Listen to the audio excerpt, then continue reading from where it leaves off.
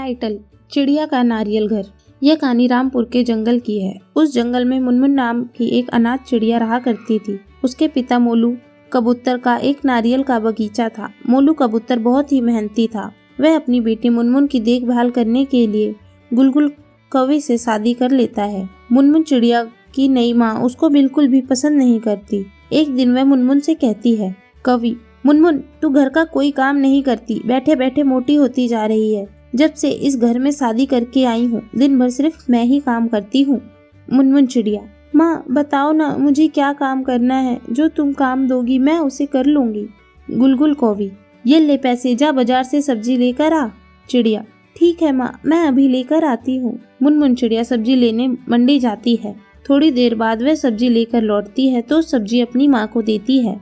गुलगुल: अरे मुनमुन, तू इतनी कम सब्जियां लेकर क्यों आई है? मैंने तो तुझे बहुत सारे पैसे दिए थे। लगता है तूने अपनी पेट पूजा कर ली है वहाँ पैसों से।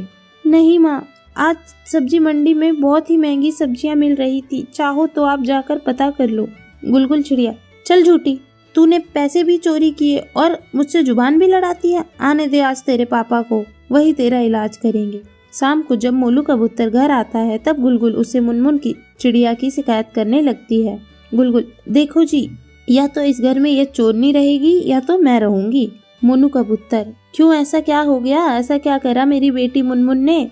जब तक तुम कुछ कहोगी नहीं मुझे पता कैसे चलेगा। गुलगुल चिड़िया: तुम्हारी इस चोरनी बेटी ने सब्जी के पैसे चुराकर चाट पकौड़ी खा ली है और अब मुझसे झूठ बोल रही है। मुनमुन चिड़िया: नहीं पापा, मैंने कोई चोरी नहीं की। सचमुच में आज सब्जियां बहुत ही महंगी थी। इस तरह कुछ दिन बीत जाते हैं। गुलगुल हर समय मुनमुन को घर से बाहर निकालने का उपाय ढूंढती रहती है। एक दिन वह अपने सोने का हार मुनमुन के स्कूल के बैग में छुपा देती है और फिर हार ढूंढने का नाटक करने लगती है और शोर मचाने लगती है। गुलगुल: मुनमुन के पापा, मुनमुन के पापा, मैंने अपने सोने का हार यहीं रखा था, अब वह यहाँ नहीं मिल रहा। हाय हाय, अब मैं क्या करूँ? वह तो मेरी माँ की निशानी थी। इधर आओ, जल्दी आओ, मुझे हार ढूंढने में मदद करो। गुलगुल कौवी का शोर सुनकर मोलू कबूतर वहाँ आता है।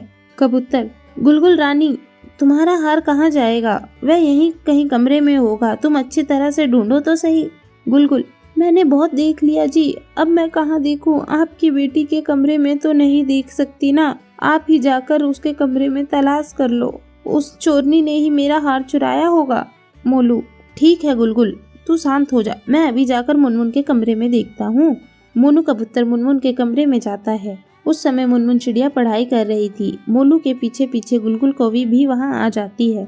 कबूतर हर जगह मुनमुन के कमरे में तलाशी कर लेता है लेकिन हार उसे नहीं मिलता। तभी गुलगुल कौवी कहती है, गुलगुल, अजी इसके स्कूल के बैग में भी तो देखो, कहीं इसने स्कूल के बैग में ही तो नहीं हार छुपाया। कबूतर: अरे गुलगुल, ये तुम कैसी बातें कर रही हो? गुलगुल: अच्छा ठीक है, तुम नहीं देखोगे तो मैं ही देख लेती हूँ। गुलगुल बैग की तलाशी लेती है और हार निकालकर मोलू को देते हुए कहती है, गुलगुल, ये देखो सोने का हार। मैं कहती थी ना कि तुम्हारी बेटी चोरनी है, लेकिन तुम मेरी बात नहीं मानते थे। अब तो इस चोरनी ने घर में भी सामान चुराने लगी है, घर में भी सामान नहीं रहने देती। ए चोरनी, निकल जा मेरे घर से, अब तू यहाँ नहीं रहेगी। मुनमुन: पापा, माँ ये क्या कह रही हैं? मैं कहाँ जाऊंगी? मैंने माँ का हार नहीं चुराया, पता नहीं ये मेरे बैग में कहाँ से आ गया। प्लीज पापा, मुझे मत निकालो। माँ, मुझे मत निकालो यहाँ से। मुनमुन चिड़िया को रोता हुआ देखकर मोलू कबूतर कहता है, कबूतर, गुलगुल ये बेचारी कहाँ जाएगी? अभी ये बहुत छोटी है, अकेली नहीं रह पाएगी। गुलगुल: ठीक है, तुम अपनी चोरनी बेटी के साथ रहो, मैं अपने मायके जा रही हूँ। मुनमुन: नहीं माँ, तुम ये घर छोड़कर मत जाओ, मैं जा रही हूँ। गुलगुल: तो जल्दी जा, निकल मेरे घर से, मैं तेरा एक भी मिनट चेहरा नहीं देखना चाहती। मुनमुन चिड़िया अपना स्कूल बैग उठाकर जाने लगती है। उसे कुछ समझ नहीं आ रहा था कि अब वह कहाँ जाएगी। यह सब सोचते सोचते वो जा रही थी। तभी उसे अपने पिता का नारियल का बगीचा दिखाई देता है। वह सोचने लगती है, मुनमुन चिड़िया कुछ देर यहाँ बैठकर आराम करती है, थोड़ी देर बाद वह घर की तलाश कर लेगी।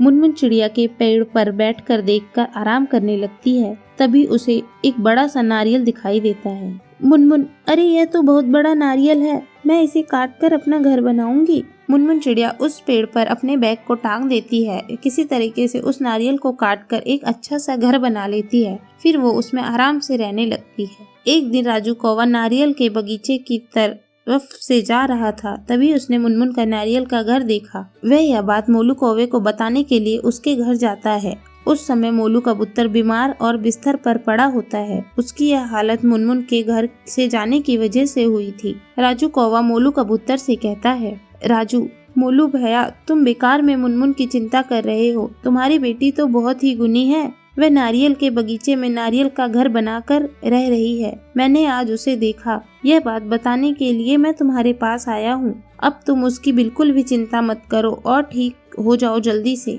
मोलू कबूतर, लेकिन राजू भैया, मुझे अपनी बेटी के बगैर कुछ भी अच्छा नहीं लगता। मैं भी अपनी बेटी के साथ नारियल के ही घर में रहूंगा। राजू कौवा, ठीक है मोलू भैया, पहले तुम ठीक हो जाओ। अच्छा, तो अब मैं चलता हूँ, बहुत देर हो गई है। मोलू कबूतर भी एक दिन अपनी पत्नी को छोड़कर अपनी बेटी के पास चला जाता है। तब मुनमुन अपने पिता को देखती है और बहुत ही खुश हो जाती है और उनसे कहती है, चिड़िया, पापा, आपने मुझे माफ कर दिया ना, मैंने कोई चोरी नहीं की थी।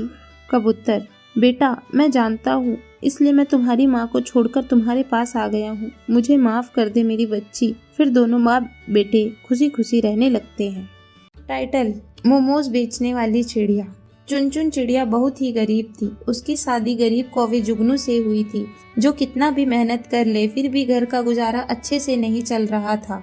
शाम को लौटते वक्त जुगनू पतंगों के मांझों के बीच में फंस जाता है, जिससे निकलते समय उसके पंख भी कट जाते हैं और गिरकर सर पर चोट आ जाती है। वह जैसे तैसे अपने घर पहुंचता है कि पहुंचते ही बेहोश हो जाता है। उसे ऐसी हालत में देखकर चुनचुन रोते हुए कहती है, चुनचुन, अजी जुगनू, आपको ये क्या हो गया? आपके पंख कैसे घायल हो गए और सर पर चोट? मुझे डॉक्टर को बुलाना होगा। चुनचुन अपने पति को लिटाकर उड़ती हुई फौरन डॉक्टर के पास जाती है और उनको बुलाकर लाती है, जहां वो इसका इलाज करते हैं और कहते हैं, डॉक्टर, आपके पति की हालत गंभीर है। इसका इलाज कराने के लिए आपको शहर जाना होगा, क्योंकि सर पर चोट ज्यादा लग गई है। चुनचुन, क्या शहर जाना होगा? मेरे पास तो पैसे नहीं है इतने कि मैं शहर भी जा सकूं। तभी यह सारी बात उसका मुंह बोला भाई गुन्नू सुन लेता है और कहता है, गुल्लू बहन, मेरे होते हुए तुझे रोने की जरूरत नहीं है। मैं तुझे पैसे दूंगा। तू जीजा जी को लेकर जा शहर, उनका इलाज करा। ये ले मेरी जमा पूंजी, जो वहाँ पर तेरे काम आएगी। चुनचुन, गुल्लू भाई, तू बहुत अच्छा है। तूने हमेशा मेरी मदद की है, हर परिस्थिति में मेरी मदद करता है। मैं इन सब का एहसान कैसे चुका पाऊंगी? गुल्लू, अरे पागल है क्या? तू मुझे राखी बांधती है और मेरे साथ भैया दूज मनाकर मेरा तिलक करती है, मेरा इतना ख्याल रखती है, और क्या चाहिए? फिर से कभी एहसान की बात मत करना। चुनचुन, शुक्रिया भैया। चुनचुन चिड़िया अगले ही दिन अपने पति को लेकर शहर पहुंचती है, जहां वो स्टैंड पर खड़ी होकर कहती है, चुनचुन, अभी इन्हें यहाँ से लेकर कहाँ जाऊँ? मुझे तो कोई जगह भी नहीं पता और मैंने सारे पैसे भी किराए में लगा दिए। कैसे यहाँ रहने की व्यवस्था होगी? जुगनू, तुम ठीक हो ना? सर में दर्द तो नहीं है ना? जुगनू, हाँ, मैं बिल्कुल ठीक हूँ, बस पंख फड़फड़ा नहीं पा रहा हूँ। चुनचुन, कोई नहीं, आप चिंता मत करो, मुझे यहाँ रहने के लिए भी काम ढूंढना होगा। जुगुन, अरे चुनचुन, मुझे भूख लग रही है, थोड़े पैसे होंगे क्या? चुनचुन, थोड़े से हैं, सामने कोई मोमोज की शॉप है, मैं अभी उससे मोमोज लेकर आती हूँ। तभी चुनचुन चिड़िया मोमोज लेने जाती है और खाकर कहती है, चुनचुन, अरे वाह, ये तो बहुत स्वादिष्ट है और इसके अंदर सब्जी भी है। भैया, ऐसा क्या डालकर बनाया है इसमें? तोता, अरे बहन, ये 2-3 सब्जियों से मिलकर बनकर तैयार हो जाता है। भाप से बनती है ना, बहुत आसान है।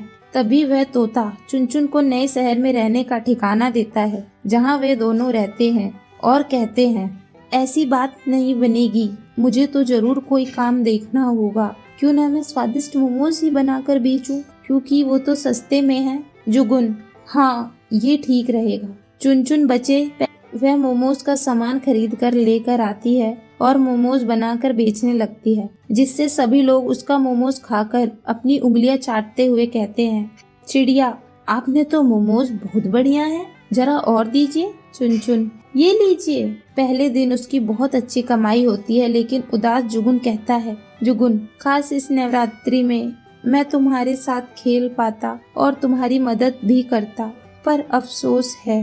चुनचुन, तुम पहले ठीक तो हो जाओ। जुगुन, तुम सोच तो अच्छा रही हो, लेकिन मुझे अपने ऊपर गुस्सा आ रहा है। काश मैं तुम्हारी मदद कर पाता। चुनचुन, आप फिक्र मत करिए, मैं ठीक हूँ ना।